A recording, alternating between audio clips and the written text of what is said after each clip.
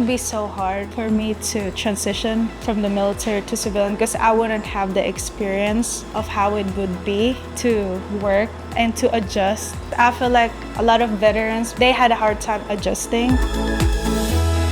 At City Utilities, the commitment to veterans goes beyond just words. The company participates in the Department of Defense's Career Skills Program, which helps service members bridge the gap between military service and civilian careers. We're always looking to do more support for our veterans internally and then in the community. The Career Skills Program is an opportunity for our veterans to come intern with us and learn more about the utility and careers in energy, but then also to be able to acclimate to civilian life again, because it is a process.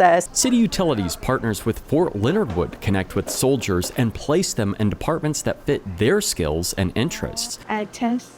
From field operations to water quality labs and more. From high school, I jumped to being in the military, so it's really helpful for us. From finances to business to building a resume to finding an internship and finding a job, it's helping my mental health in general. Through job shadowing and hands-on projects, participants gain real-world experience and confidence, preparing them for careers both within City Utilities and beyond. It's like the bridge from military side to the civilian careers because it helps us to transition and it will build us to be in the new person on the other side. For veterans like Precious and for City Utilities, the Career Skills Program is more than just a job opportunity. It's a pathway to purpose, connection, and continued service in the community. It would be nice to hire a veteran because our attention to detail and our confidence in our work